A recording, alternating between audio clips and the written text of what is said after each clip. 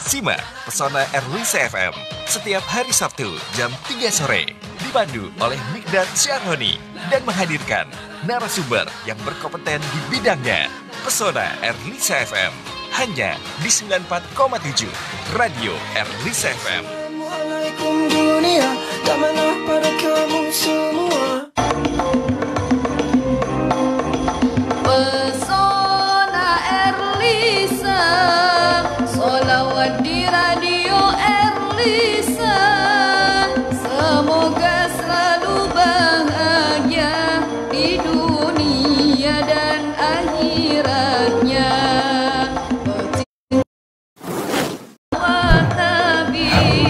94,7 Erlisa FM. Assalamualaikum warahmatullahi wabarakatuh. Bismillahirrahmanirrahim. Alhamdulillahirrabbilalamin.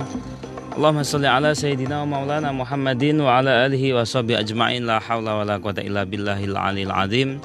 Rabbi shrah li sadri wa yassir li amri wahlul 'uqdatam min lisani yafqahu qawli. Amin. Amma ba'd. Halo sahabat Erlisa, masih di 94,7 FM Radio Erlisa, radio aslinya Jepara menuju globalisasi dan tetap religius. Dan sahabat Erlisa yang berbahagia, Mikdad Syarhoni seperti biasa setiap hari Sabtu menyapa sahabat Erlisa semuanya dengan dalam program acara Pesona Erlisa atau pecinta sholawat Nabi atau sholawatan di Radio Erlisa. Dan pada edisi hari Sabtu Kliwon tanggal 26 September 2020 atau bertepatan tanggal 8 Safar 1442 Hijriah, pada kesempatan kali ini Mikdad Syarhoni sudah ditemani sama narasumber yang sangat luar biasa. Dan Mikdad Syarhoni tunggu ya sahabat Erlisa untuk gabungnya kalian ya melalui streaming juga bisa ya di www.erlisafmjepara.com atau juga bisa gabung nanti melalui WhatsApp-nya Erlisa ya di 081805 804 atau juga bisa gabung melalui teleponnya ya. Yang ingin gabung nyapa-nyapa atau mungkin tanya-tanya langsung ke narasumbernya bisa ke 02142999800. Dan juga yang sedang live streaming nonton langsung, nonton bareng di Facebooknya Erlisa FM Jepara juga bisa ya. Dan itu kita juga nanti tunggu. Beberapa tadi sudah kita putarkan lagu-lagu tentang sholawat.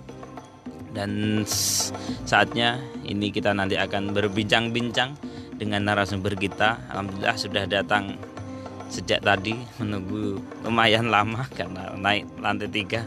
Kita sapa dulu, ada Bapak Abdul Kalim MPDI, tokoh NU Kedung Jepara. Assalamualaikum Bapak. Waalaikumsalam warahmatullahi wabarakatuh, Mas Mikdad. Oke, gimana kabarnya Pak Abdul Kalim? Alhamdulillah. Alhamdulillah. Sibuk ini? Karena hari Sabtu. Hari Sabtu. Libur ya. Karena sehari-harinya ini beliau tugas negara. Oke.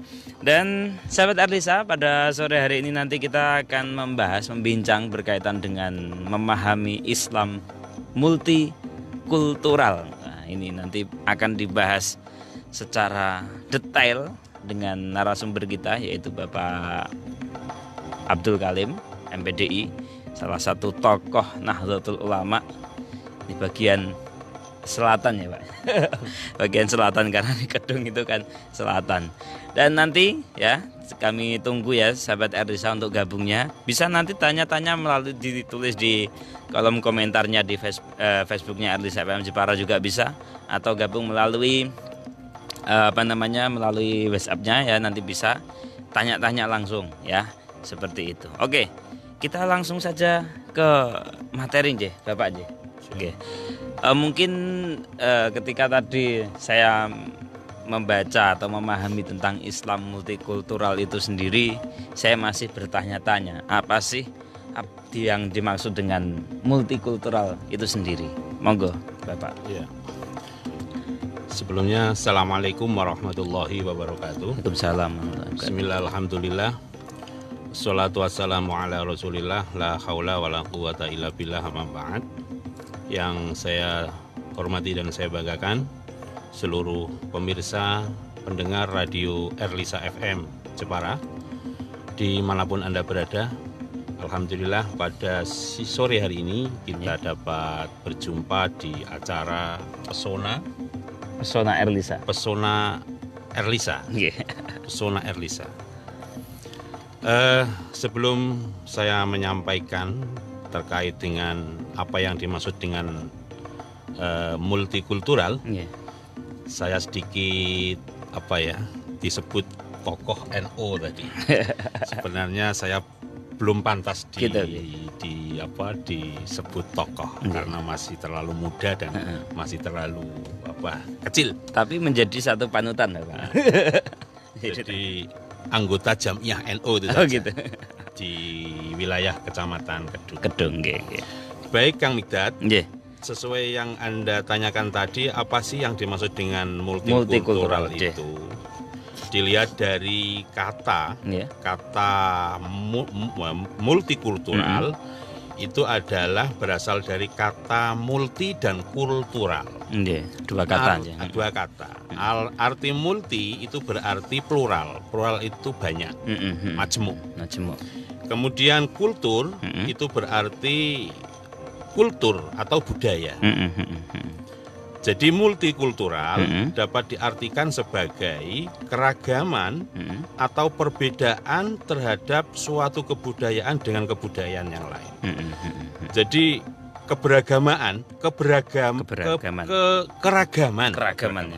keragaman dan perbedaan ini loh terhadap suatu kebudayaan dengan kebudayaan yang lain.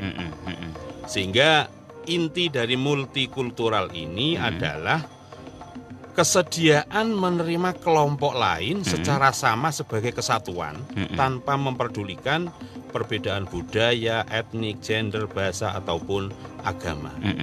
Jadi inti dari multikultural, saya ulangi lagi, adalah bagaimana kita ini bisa bersedia menerima kelompok lain dengan sama sebagai satu kesatuan tanpa memperdulikan perbedaan, baik itu perbedaan budayanya, etniknya, gendernya, bahasanya ataupun agamanya. Oke. Itu sedikit pengertian dari multikultural. Jadi lebih ke keberagaman. Keragaman ya. Beragam itu kan banyak, berbeda-beda. Kalau di negara ya Bhinneka Tunggal Ika itu ya, salah gitu satunya ya. itu. Oke. Terus selanjutnya ini, kalau tadi multikultural sendiri itu sudah. Sekarang ini mungkin bagaimana pandangan tentang Islam berkaitan dengan multikultural itu sendiri. Kan kalau kita garis bawahi kan ada rahmatan lil alamin. Monggo niki pripun Bapak? Monggo. Pandangan Islam terkait dengan multikultural, yaitu Islam ini kan agama yang menjunjung tinggi nilai-nilai kemanusiaan, menjunjung tinggi nilai-nilai persamaan hak dan mengakui adanya keragaman latar belakang budaya dan kemajmukan. Sehingga multikultural menurut Islam adalah sebuah sunatullah. Itu sudah merupakan aturan Tuhan yang kita tidak bisa merubah. Kita tidak mungkin bisa melawan dan mengingkari adanya perbedaan kemajmukan tersebut. Hingga setiap orang akan menghadapi kemajmukan dimanapun dan dalam hal apapun. Sehingga multikultural ini harus kita akui perbedaan setiap individu untuk hidup bersama dan saling menghormati satu dengan yang lainnya. Sehingga Allah menciptakan manusia ini pun juga bermacam-macam perbedaan supaya bisa saling berinteraksi, saling mengenal antara suku dengan yang lainnya. Perbedaan bangsa, perbedaan suku tentu akan melahirkan bermacam budaya yang ada di masyarakat yang menjadi kekayaan bangsa. Nah, perbedaan ini jika dikelola dengan baik, jika dikelola dengan baik, maka akan menjadikan masalah ini menjadi baik. Begitu sebaliknya, jika perbedaan ini tidak dikelola dengan baik, maka akan menimbulkan kerugian bagi umat manusia. Oke. Sehingga perbedaan cara pandang antara individu bangsa dengan multikultural ini akan menjadi faktor penyebab disintegrasi bangsa atau konflik berkepanjangan. Jika tidak perbedaan ini jika tidak dikelola dengan baik. Pun di dalam Al-Quran surat Al-Hujurat ayat 13. Dalilnya ini ya, Pak. Di sana Ada dalilnya ya. Ya ayyuhan nas inna khalaqnakum min dzakari wa untha wa ja'alnakum syu'uban wa qabaila lita'arafu inna akramakum 'indallahi atqakum. Jadi wahai manusia, jadi tidak orang yang beriman saja, seluruh manusia, wahai manusia, sungguh kami telah menciptakan kamu dari seorang laki-laki dan seorang perempuan. Kemudian kami jadikan kamu berbangsa-bangsa dan bersuku-suku agar kamu saling mengenal. Arti dari saling mengenal ini adalah saling memahami, saling untuk bisa menerima dengan pihak yang lain. Jadi di dalam Islam sudah jelas begitu. Jadi suatu perbedaan, kemajemukan dan keragaman ini sudah menjadi sunatullah, sudah menjadi aturan Allah yang kita tidak mungkin bisa mengelak atau bisa mengingkari. Maka dari itu perbedaan ini jadikan kita suatu hal yang harus kita kelola dengan baik sehingga akan menjadi sesuatu yang bermanfaat. Jika tidak disikapi dengan baik, maka akan terjadi disintegrasi karena perbedaan tersebut.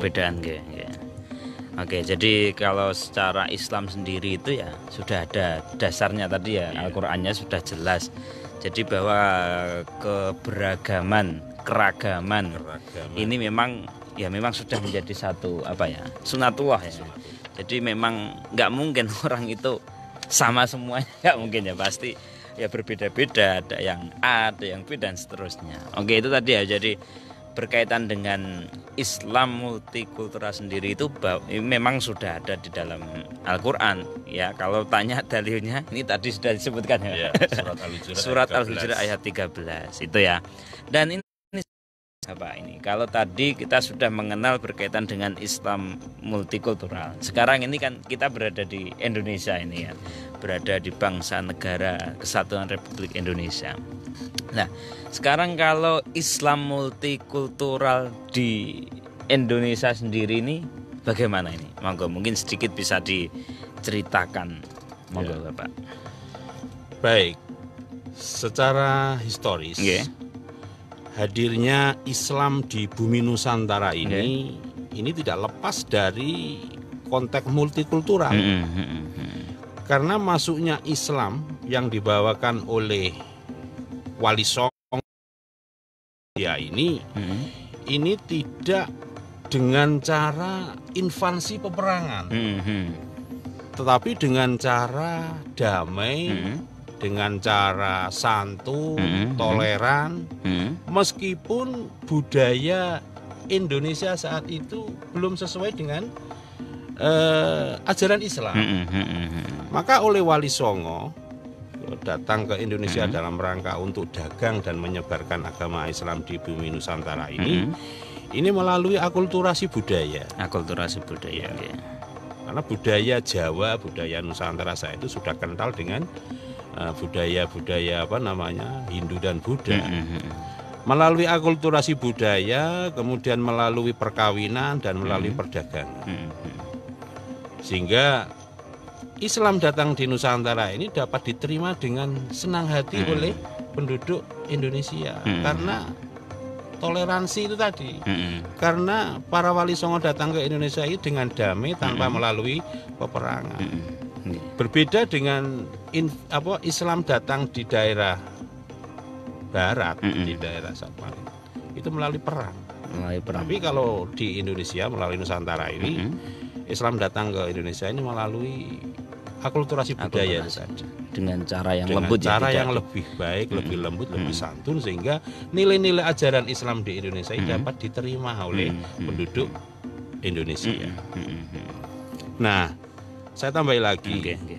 Islam multikultural sebagai topik atau wacana ini menarik untuk diperbincangkan. Oke. Kenapa menarik? Karena multikultural ini jika tidak disikapi dengan baik, tidak dipahami dengan baik, maka situasi dan kondisi konflik ini bisa terus terjadi. Di tengah-tengah keadaan yang sering konflik, Islam multikultural mengendaki terwujudnya masyarakat Islam yang cinta damai, harmonis dan toleran. Maka perlu sekali bagaimana Islam memahami kebinekaan atau keragaman ini. Kalau tidak difahami secara utuh, maka mudah terjadi satu situasi kondisi konflik. Yang kedua terkait dengan realita yang bineka. Ya, di Indonesia ini memang kebinekaannya jelas.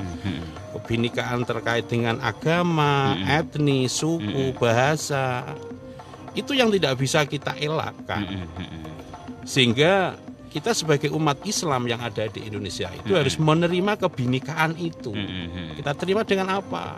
Dengan bijak. Memang kebinekaan itu sunatullah dan harus kita sikapi dengan baik. Kemudian yang ketiga terkait dengan norma agama. Lagi. Hal-hal yang berbau internal agama, Islam saja itu juga ada kemajukan. Ya. Jadi multikultural di dalam internal Islam itu ada. Terkait dengan norma agama, kalau kita itu memahami suatu ajaran agama, nas-nas yang bersifat tekstual itu, jika kita tidak pahami secara utuh, maka merasa paling benar itu yang kita sayangkan. Jadi belajar agama terkait dengan Al-Quran maupun Al-Hadis itu tidak cukup dengan kita memahami secara tekstual. Harus kita pahami secara tekstual maupun kontekstual. Sehingga kalau kita pahami secara kontekstual, maka dapat diterima di setiap zaman. Jadi teks Al-Quran maupun teks hadis itu tidak kaku. Mulai zamannya Kanjeng Nabi sampai sekarang. Zamannya Kanjeng Nabi sampai Quran sekarang juga ini masih, Quran hadis diterima. Nah, kalau kita memahami secara tekstual, ajaran Islam itu kan kaku. Begitu. Maka saya harapkan kita memahami norma-norma agama, Al-Quran, Al-Hadis ini harus betul-betul memiliki disiplin ilmu yang lebih. Jadi tafsir Al-Quran itu juga harus banyak perbandingannya, mengetahui asbabun nuzulnya, mengetahui nasikh mansuhnya, dan disiplin ilmu yang lain. Ilmu-ilmu yang lain harus sehingga membuat kita ini menjadi orang yang tidak gampang menyalahkan orang lain. Lah itu yang paling biasanya sering itu orang-orang gitu. Jadi ketika sudah beragama sehingga seakan-akan itu merasa paling benar sendiri. Yang lain salah. Iya, salah. Sampai bahkan terjadi mengkafirkan. Saling mengkafirkan. Padahal mengkafirkan itu kalau kita pahami itu enggak mudah. Tapi mudah diucapkan itu. Itu mungkin kalau orang-orang yang tidak memahami tentang kebinekaan, tentang multikultural dan sebagainya. Oke, itu tadi ya sahabat Eriza. Jadi Islam masuk ke Indonesia ini dengan budaya, dengan cara yang lembut, bahkan katanya itu lembutnya sampai gak terasa.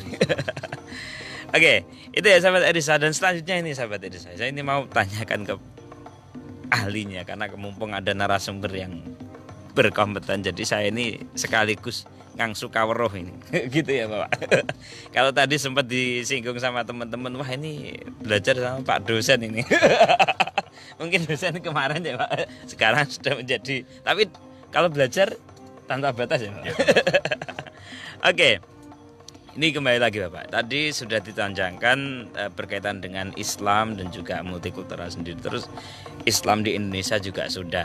Terus sekarang ini tadi disampaikan untuk membangun dengan apa ya? Dengan cara nilai-nilai. Nah, sekarang ini yang saya tanyakan bagaimana dan apa yang harus dilakukan untuk membangun nilai-nilai Muslim atau orang-orang Islam yang multikultural, jadi bisa menerima, bisa apa? Bisa menerima perbedaan. Ya betul, nggih. Monggo Bapak. Ya. Kita sebagai Muslim, Nggih. tadi sudah saya sampaikan, ini tidak bisa lepas dari sebuah perbedaan. Maka yang harus kita bangun nilai-nilai dari Muslim yang menjunjung tinggi perbedaan ini adalah yang pertama kita kedepankan suatu sikap toleransi. Toleransi, nggih. Toleransi tasamuh Tasamu, nggih. atau tasamuh, bahasa Arabnya adalah tasamuh. Nggih. Arti toleransi itu adalah tahan, sabar, ing dalem sesuatu yang tidak menyenangkan. Tahan, sabar yang dalam sesuatu yang tidak menyenangkan. Berat itu. Soalnya biasanya kan sabar itu kan menyenangkan. Ini enggak menyenangkan. Jadi tetap bertahan, Mm-mm. tetap sabar, Mm-mm. tetap berbuat baik, Mm-mm. tetap menghormati, Mm-mm. ing dalam situasi yang tidak menyenangkan, pada diri sendiri. Mm-mm. Itu arti daripada toleransi. Toleransi. Sehingga sikap ini Mm-mm. ya, harus kita biasakan Biasakan. di setiap saat dikala kita menemukan satu perbedaan, Mm-mm. baik perbedaan dalam hal berpendapat, Mm-mm. baik berbeda dalam hal sudut pandang, Mm-mm. maupun dalam hal apapun. Mm-mm. Sehingga toleransi ini bagian dari sifat Mm-mm. yang harus kita bangun dalam rangka untuk untuk menjadi Muslim yang multikultural, Mm-mm. Muslim yang bisa menerima yang itu bisa tadi. menerima perbedaan. Perbedaan. Meskipun beda, tetapi kita tetap menghargai, Mm-mm. kita tetap menghormati, Mm-mm. kita tetap bermurah hati, lapang dada, Mm-mm. dan sebagainya. Mm-mm. Soal bagaimana contoh Nabi ketika bertoleransi dengan agama lain lain, atau ya. atau orang-orang non-Muslim Non-Muslim. itu sudah banyak dijelaskan di dalam sejarah atau dijelaskan di dalam hadis-hadis. Bahkan saya pernah ngaji dulu itu di Masjid Madinah, Di Masjid Madinah nggih. tempat imamannya Kanjeng Nabi, Raudhah itu. Raudhah. Itu pernah didatangi seorang Nasrani Najran. Sore-sore Kanjeng Nabi habis sholat asar, Asar. dia datang ke situ celingak-celinguk dengan tidak sopannya begitu. Kemudian para sahabat yo saat itu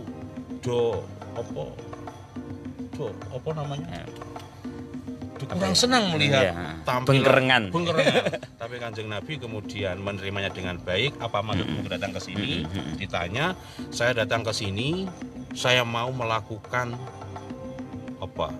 Cara orang Nasrani yang melakukan ibadah. Karena ibadahnya dia itu dilakukan setiap menjelang surup. Menjelang surup, saya mau melakukan ibadah saya di sini. Boleh atau tidak? Tapi dijawab Nabi, silahkan Anda melakukan ibadah di sini, tapi jangan menghadap ke arah sholat. Tapi diminta untuk menghadap ke arah membalik. Nah, itu menunjukkan bahwa Kanjeng Nabi itu toleransi. Terhadap orang Nasrani. Jadi apabila kita kemudian datang ke tempat peribadatan orang agama lain. Itu saya rasa tidak menggugurkan iman. Gitu ya. Begitu pula orang non Muslim datang ke masjid untuk melakukan kebaikan apapun tidak ada masalah bagi kita.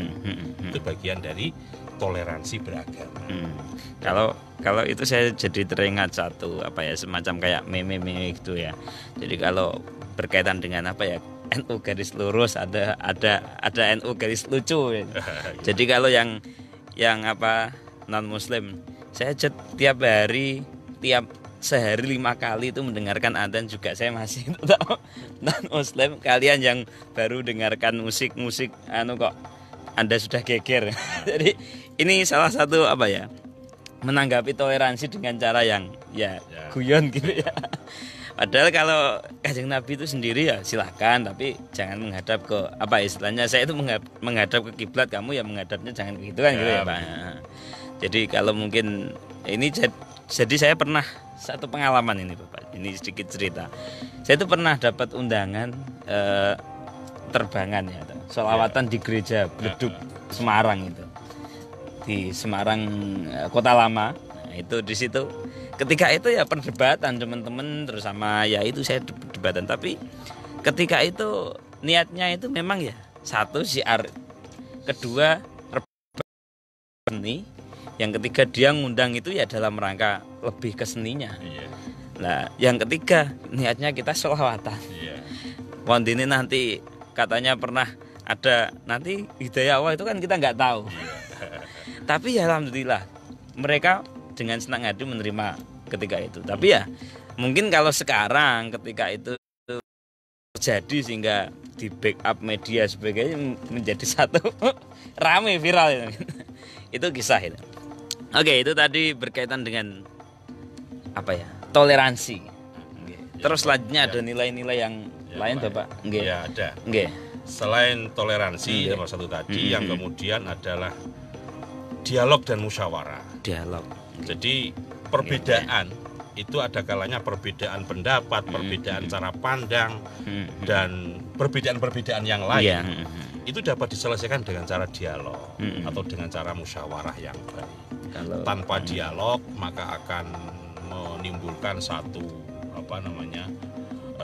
hal yang menjadikan buntutnya itu menjadi persoalan.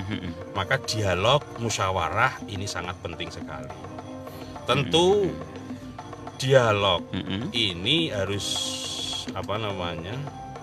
harus yang baik. Tidak boleh ada rasa ingin menang sendiri. Kemudian tidak boleh menganggap dirinya paling pinter dan menganggap orang lain itu di bawahnya. Sehingga sok gitu, sombong. Kalau menganggap dirinya paling pintar, maka ketika ada masukan atau ada hal yang baik itu sulit untuk menerimanya. Dan yang ketiga, selalu memperhatikan etika dan norma sopan santun di dalam proses dialog dan musyawarah. Jadi kalau dalam organisasi mungkin lebih ke lobbying ya. Lobby. Jadi kalau ada apa-apa itu ya di lobby lah gitu ya. Dimusyawarahkan monggo. Dan yang ketiga tadi toleransi, dialog dan musyawarah ya. Dan yang ketiga adalah bangun persaudaraan dan kesetaraan.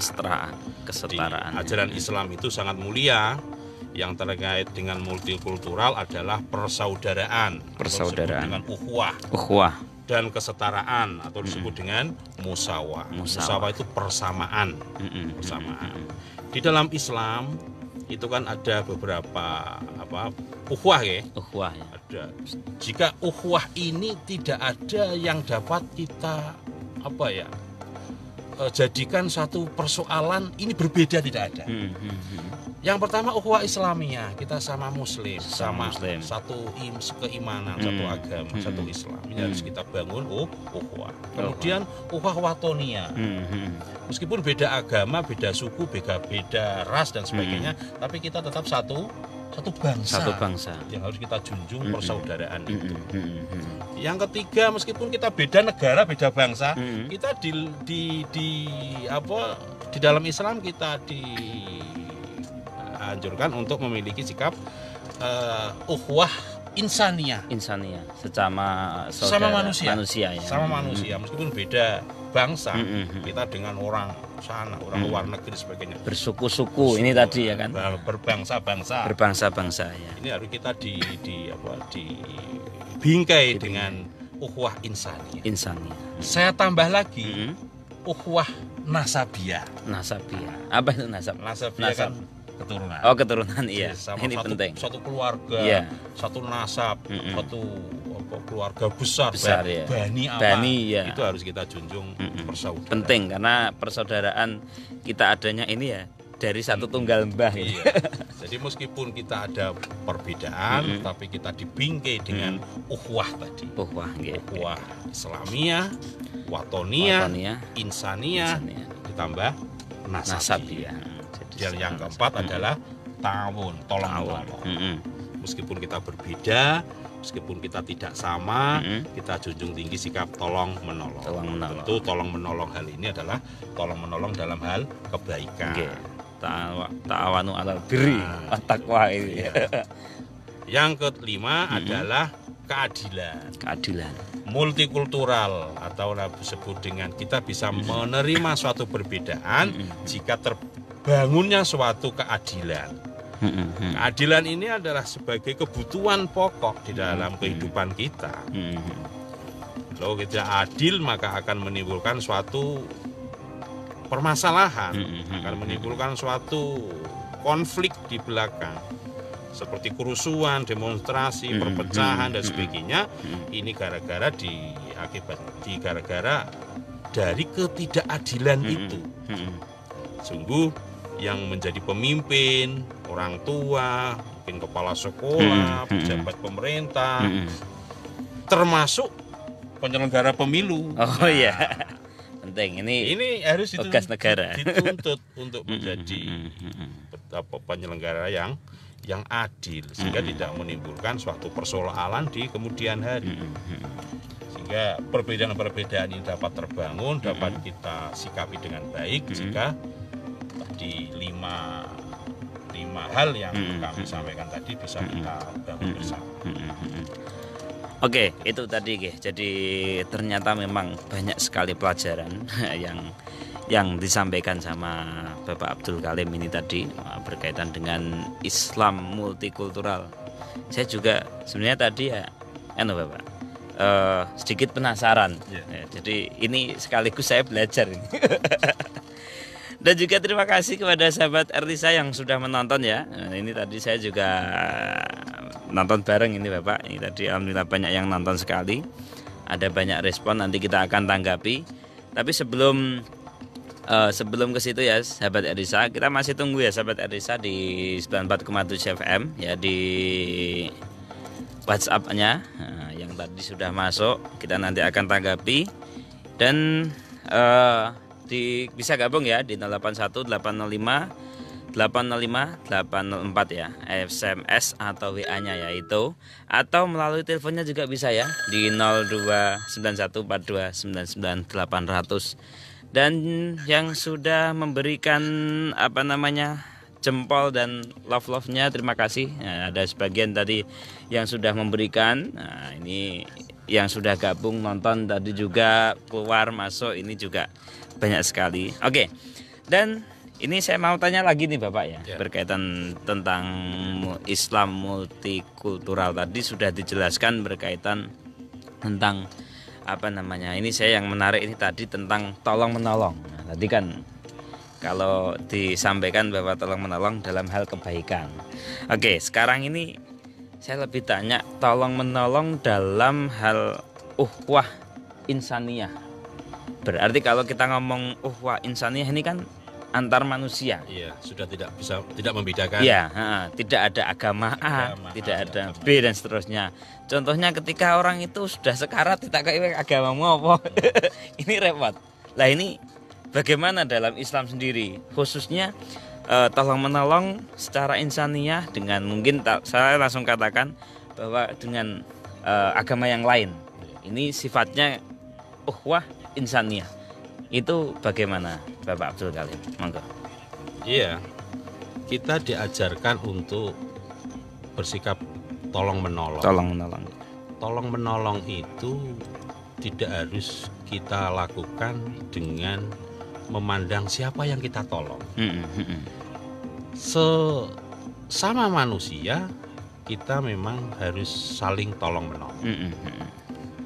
Wong kita dengan makhluk selain manusia saja kita harus memberikan satu tolong menolong dalam bentuk memberikan mereka kehidupan dan sebagainya, apalagi dengan sesama manusia.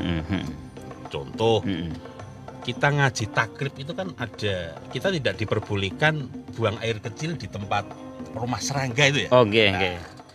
Itu saja. Rumah gua, Pak. Rumah Kalau- gua, iya, ya. yang ada. Mungkin itu rumah serangga atau rumah makhluk-makhluk hewan yang itu tidak boleh.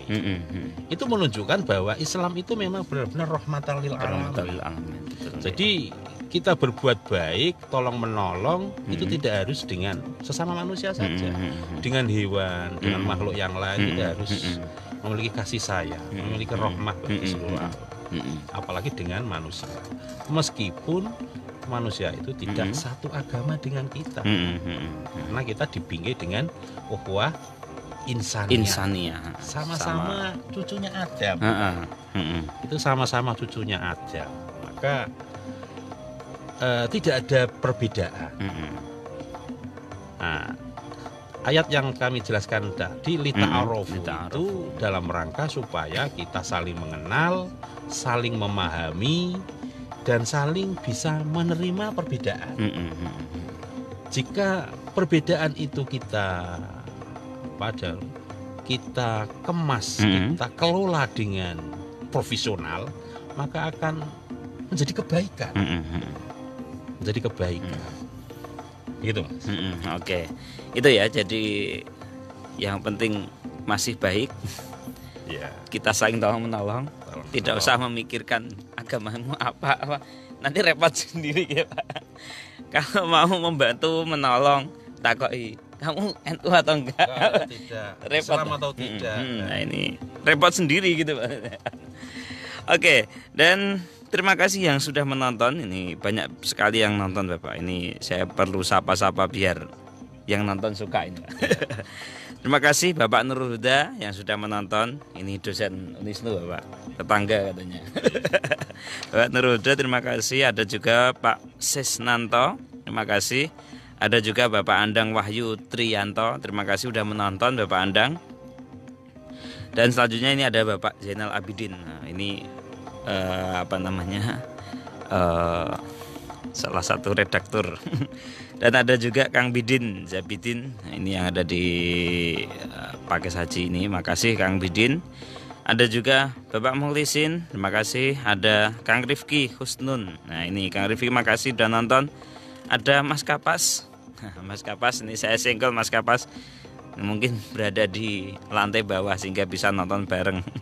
Terima kasih juga Mas Itoh Biro Jasa yang sudah nonton, memberikan like-nya juga, terima kasih kepada dan Kapas juga.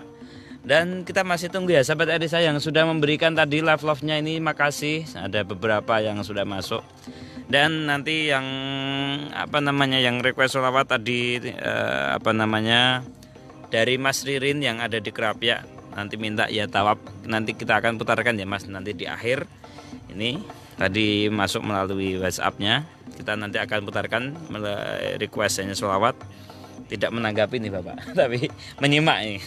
Biasanya memang orang itu ikut ngaji tapi nggak mau tanya. Oke. Ini juga ada dari Muhammad Kapas. Nah, dan Kapas lagi nih monitor di kantor Puslados OPPD Kabupaten Jepara. Oke, terima kasih. Oh, ternyata nggak di gedung NU ya kamu ya Kang Kapas ya.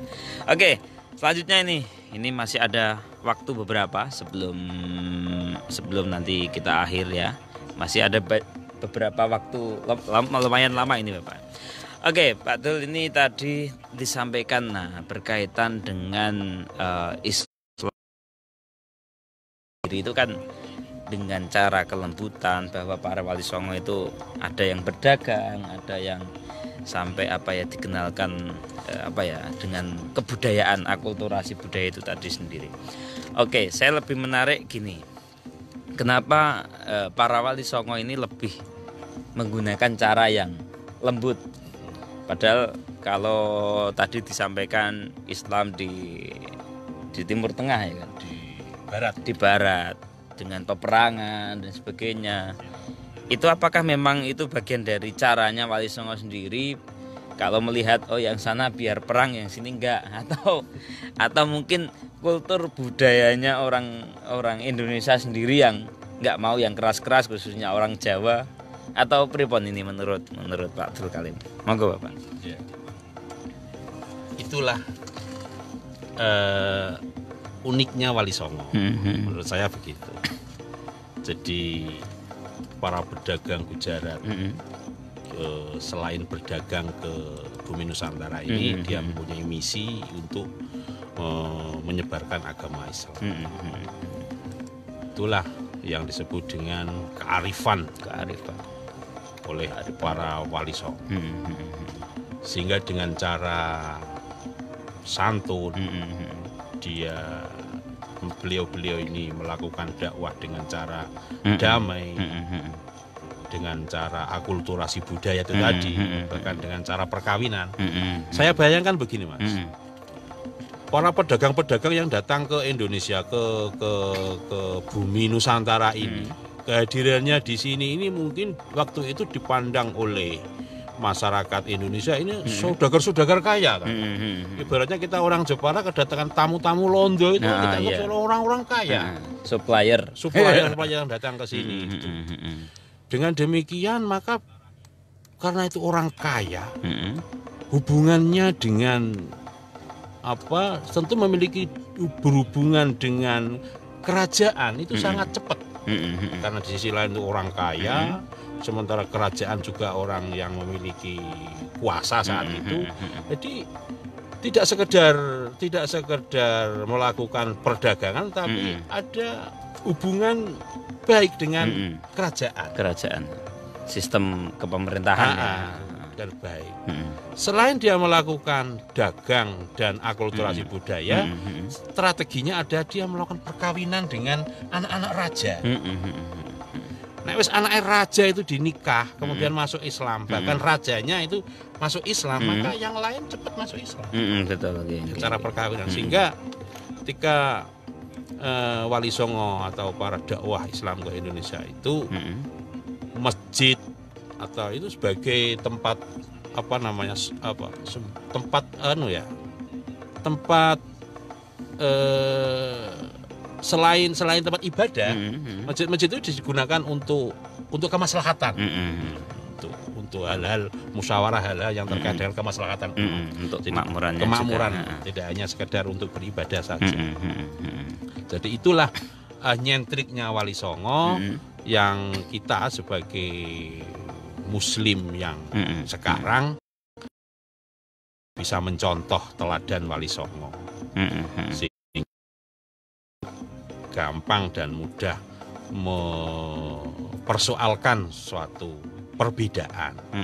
Wali Songo saja ketika datang ke Indonesia kan begitu, dengan cara yang santun, baik, meskipun budaya sebelumnya itu budaya Hindu Buddha, tetapi bisa dikemas dengan Islam.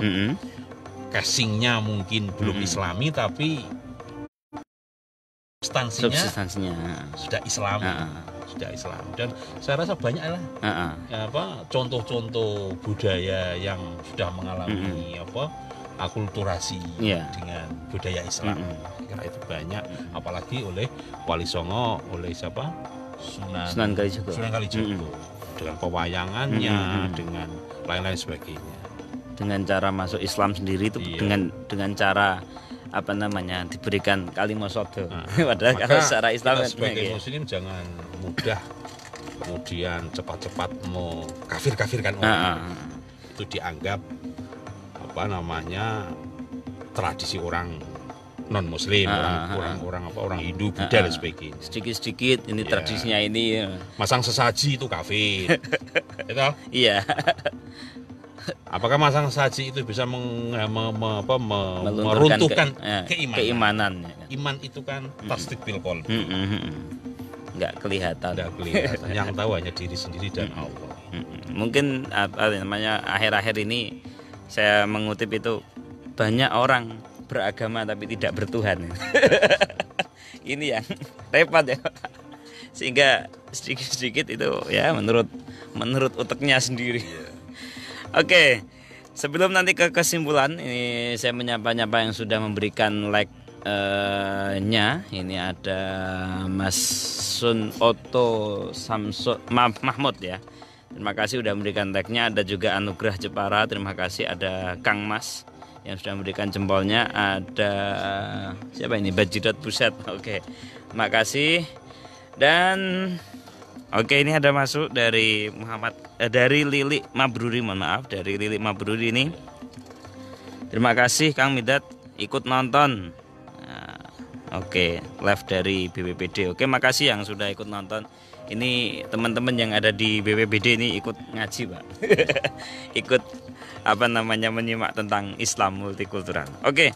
Masih ada waktu beberapa, mungkin bisa diberikan kesimpulan Bapak berkaitan bincang-bincang kita pada sore hari ini berkaitan dengan memahami Islam multikultural. Monggo. Ya, terima kasih.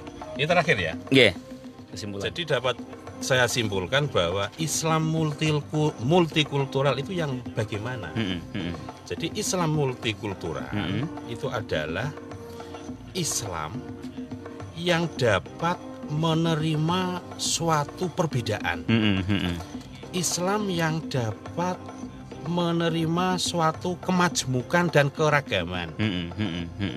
Sehingga ketika kita dapat menerima perbedaan itu, kita menjadi orang yang tidak gampang-gampang menyalahkan orang lain. Oke. Sehingga kita ketika tidak gampang menyalahkan orang lain, tentu kita harus memiliki sifat yang toleran terhadap perbedaan tersebut. Di dalam Islam, multikultural itu pun ada perbedaan. Maka kalau kita tidak pelajari, kita tidak pahami secara utuh, maka akan terjadi suatu perpecahan dan saling menyalahkan. Contoh, Islam, di dalam Islam sendiri itu majmuk, itu multi internal Islam. Contoh di dalam hal bagaimana kita memahami fikih, itu banyak perbedaan, banyak pandangan para ulama. Dalam hal akidah, dalam hal tasawuf, apalagi dalam hal politik kepartean. Itu yang seru, Pak. Itu kalau kita tidak sikapi dengan bijaksana, dengan arif, maka akan terjadi suatu persoalan, akan terjadi suatu hal-hal yang tidak kita inginkan. Maka kita sebagai Muslim, kita harus bisa menerima satu perbedaan, tetap kita selalu masih menghargai pendapat orang lain, sudut pandang orang lain dan sebagainya. Sehingga kita menjadi Muslim yang rahmah bagi semuanya. Terima kasih. Oke, itu ya berkaitan tentang Islam multikultural, bahwa kita dipahamkan tentang bagaimana kemajmukan, bagaimana kebinekaan, keragaman, bahwa memang kita itu perbedaan itu menjadi satu sunatullah ya. Nah, dan mungkin kita sebagai orang Islam ya kita pahami itu. Islam sendiri pun juga sejak Kanjeng Nabi itu sudah ditakdirkan ada 73 firqah. Banyak loh itu. Dan 73 firqah itu pun ada salah satunya Ahlus Sunnah wal Jamaah. Ada juga yang lain dan seterusnya. Itu ya sahabat RDSA, jadi memahami tentang Islam multikultural adalah kita menerima perbedaan itu. Dengan perbedaan itu kita menjadikan satu kebaikan. Dengan kebaikan menjadikan diri kita ini menjadi manusia yang ramah dan rahmah. Gitu ya Pak. Ini kesimpulan saya. Mungkin masih ada waktu, Bapak bisa salam-salam kepada teman, sahabat, keluarga mungkin. Monggo. Ya, terima kasih pada kesempatan ini. Saya akan menyampaikan ucapan salam. Yang pertama kepada keluarga besar Bawaslu Kabupaten Jepara. Yang mungkin saat ini lagi santai di rumah. Liburan ya Bapak. Mungkin nyimak atau tidak. Yang kedua keluarga besar kami ya, yang ada di rumah. Pada sore hari ini tentu lagi santai-santai di rumah. Santai. Kemudian salam berikutnya kepada keluarga besar Stay Al-Hidayat Lasem. Lasem ya. Ya, Stay Al-Hidayat Lasem. Selanjutnya salam kepada jamaah Soko Guru. Oh, nggih. Jepara. Saka Jepara. Tunggal guru. Tunggal Guru. Mudah-mudahan jamaah Soko Guru pada sore hari ini ada yang mendengarkan. Ada nggih. Iya. Tadi dari Semarang ini Ada ada. yang mendengarkan dan ada yang bisa menyimak siaran ini. Mudah-mudahan kita semua diberikan kesehatan. Jangan lupa protokol kesehatan selalu kita jaga, karena ini bagian dari hifdzun nafs. Terima kasih. Oke. Terima kasih kepada sahabat Erisa dan Bapak Abdul Kalim sampun rawuh wonten ing mriki menjadi tamu di Pesona Erlisa, dan jangan kapok Bapak. Mungkin lain kali bisa kita gabung, bisa memahami mungkin Islam multikultural tahap kedua. Kalau dia ada tahap-tahap gitu Pak. Itu, dan terima kasih kepada sahabat Erlisa yang sudah ikut gabung, ikut nonton, ikut menyimak. Dan insya Allah nanti setelah ini ya, mungkin kalau ingin melihat atau menonton siaran langsungnya atau siaran ulangnya, nanti bisa kapan-kapan dia bisa dilihat di YouTube-nya Erlisa FM Jepara. Jadi biar manfaat Pak. Iya. Dan juga bisa ditonton di Facebooknya Erlisa FM Jepara. Oke, sekian dari saya, Mikdad Syaroni harus pamit undur diri. Sekali lagi terima kasih pada Pak Abdul Kalim, teman rawuh, dan juga semuanya awal sampai akhir. Mikdad Syaroni mohon maaf, tetap konsentrasi raih prestasi, jangan sia-siakan waktu supaya kita tidak merugi. Wallahul muwaffiq ila aqwamit thoriq. Assalamualaikum warahmatullahi wabarakatuh. Waalaikumsalam warahmatullahi wabarakatuh. Elisa FM.